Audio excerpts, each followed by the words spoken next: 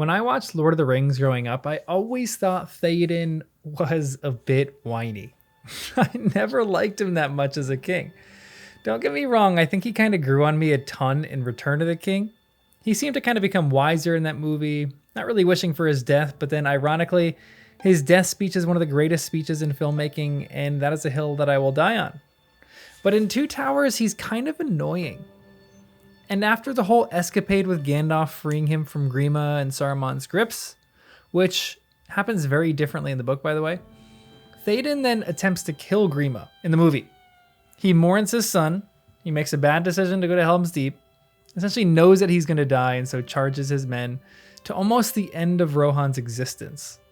And then has this stupid line that always annoyed me so much. What can men do against such reckless hate? Those things just kind of really annoyed me about Theoden. But I am reading Lord of the Rings for the first time in my life.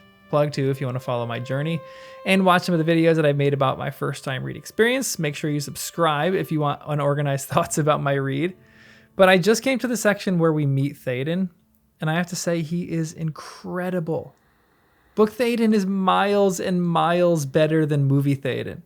Rest in peace, Bernard Hill. I think you played the role fantastically, but I wish they made you as strong and incredible as Book Theoden, because I think you could have played that role so well.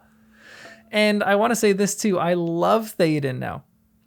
I don't know if he is going to make some of the poor decisions that he does in the book, like he does in the movie, but when we first meet him and he's released from the prison of the mind that Grima has him in, he is incredible. He's generous, he gives Gandalf Shadowfax, he's fearless, he plans to go to war, and even though he's nearly 70, he does this. And he even rivals Aragorn in his kingliness, which if you've read the books, you know there are a number of sections in the book that describe the kingliness of Aragorn, and how this man is ready to be king, and all of Middle-earth seems to know it. Theoden kind of has that aura to him. But I just want to take a few minutes to dote on Theoden as an amazing king when we first meet him.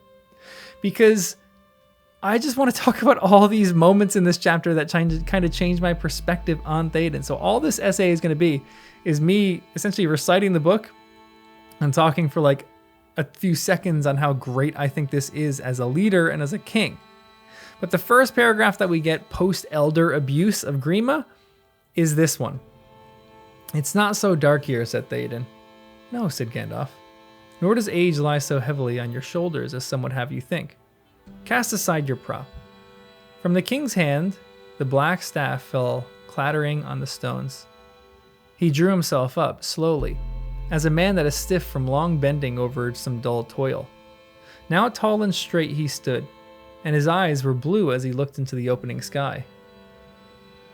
Incredible. After this comes his only real bit of despair. He talks for a few minutes about how his dreams are dark and how this is likely the end of his house.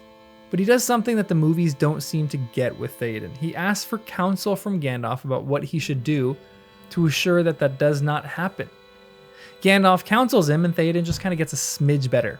His healing is a longer process than the movies, but his first really incredible move comes when Gandalf tells him that his fingers would remember his old strength better if they grasped his sword hilt. They don't have Theoden's sword, and Éomer comes out of nowhere with his, offering up his sword. Then this is what the book says. For a moment of silence, Theoden stood looking down at Éomer as he knelt still before him. Neither moved. "Will you not take the sword?" said Gandalf. Slowly, Theoden stretched forth his hand. As his fingers took the hilt, it seemed to the watchers that firmness and strength returned to his thin arm. Suddenly, he lifted the blade and swung it, shimmering and whistling into the air. Then he gave a great cry.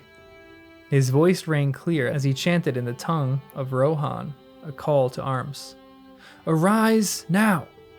Arise, riders of Theoden! Dire deeds awake! Dark it is eastward! Let horse be bridled, horn be sounded! Forth, Eorlingas!" The guards, thinking that they were summoned, sprang up the stair.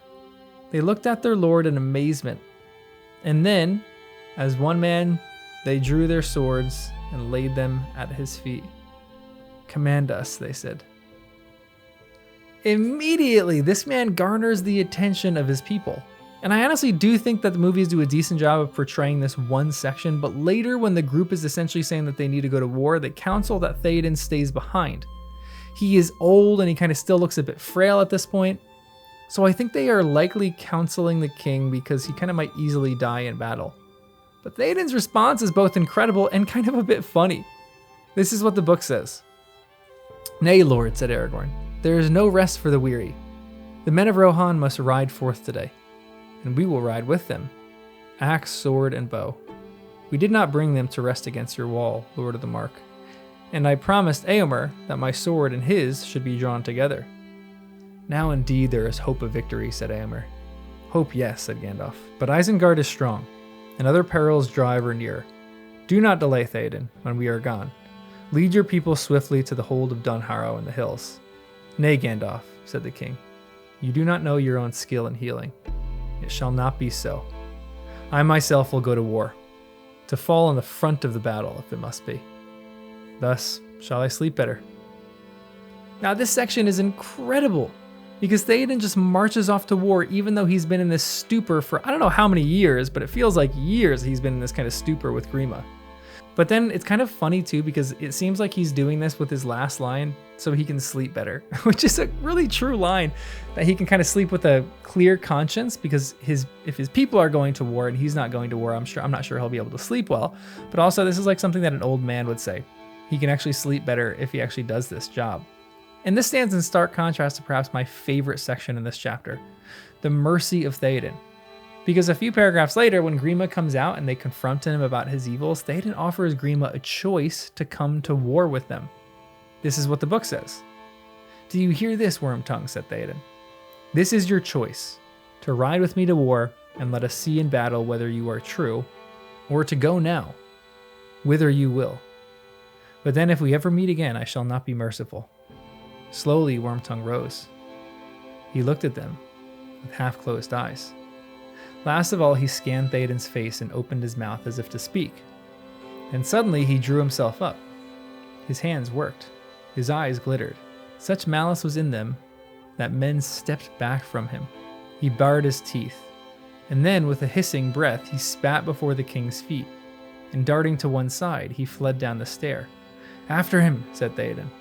"See that he does no harm to any, but do not hurt him or hinder him. Give him a horse if he wishes it, and if any will bear him," said Eomer. One of the guards ran down the stair. Another went to the well at the foot of the terrace and in his helm drew water. With it he washed clean the stones that Wormtongue had defiled. Now first off, I think this is incredible that Theoden was, in some small way, able to offer mercy to this man who abused him for a significant portion of his life.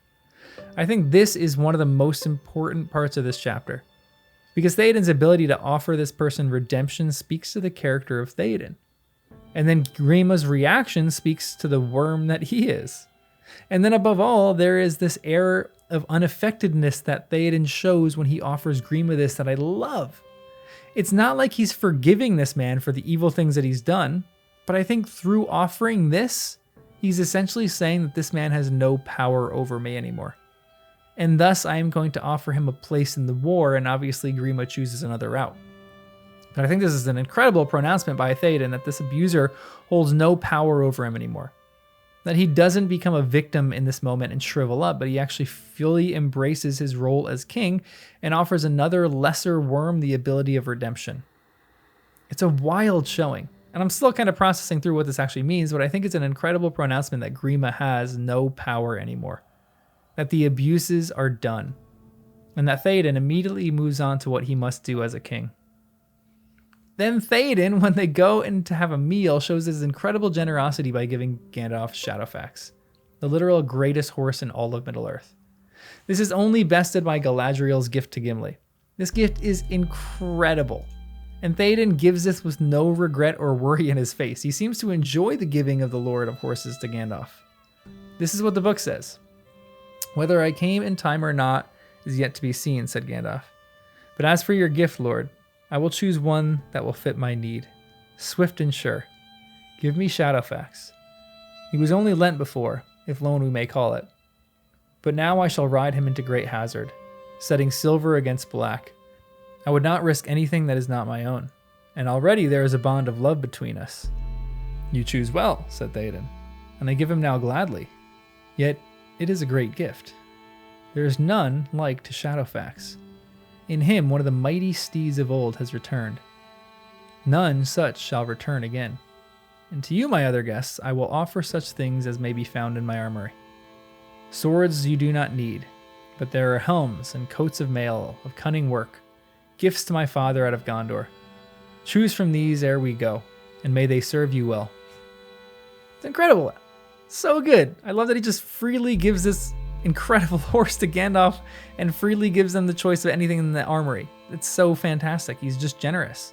After that, he makes one of the wisest decisions of this chapter by giving Éowyn the throne in his absence of war. The people love Éowyn. And I love Miranda Otto, but Book Éowyn is just absolutely beloved by her people in a way that they don't really show in the movies. And this is perhaps the smartest decision that Theoden makes. And he also takes the advice of his counselors very well. The book says this, and it ends with an incredible Theoden line too. I said not Éomer, answered Hama, and he is not the last. There is Éowyn, daughter of Aemond, his sister. She is fearless and high-hearted. All love her. Let her be as lord to the Erlingas while we are gone. It shall be so, said Theoden. Let the heralds announce to the folk that the Lady Éowyn will lead them. Then the king sat upon a seat before his doors, and Éowyn knelt before him, and received from him a sword and a fair corslet. Farewell, sister daughter, he said. Dark is the hour. Yet maybe we shall return to the Golden Hall. But in Dunharrow the people may long defend themselves. And if the battle goes ill, thither will come all who escape. Speak not so, she answered. A year shall I endure for every day that passes until your return. But as she spoke, her eyes went to Aragorn, who stood nearby. The king shall come again, he said. Fear not. Not west, but east does our doom await us.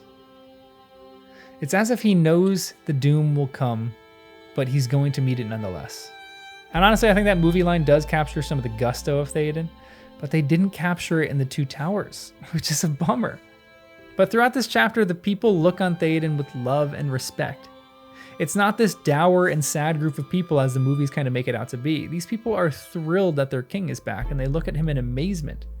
It makes me think he is just a really cool and a good king. And my first impression of him is that he is absolutely a great king. I kept writing that in the margins of this chapter, how good of a king he actually is. And I hope that doesn't change because I am really loving him. And I really love the kingdom of Rohan and think they deserve a good king like Theoden.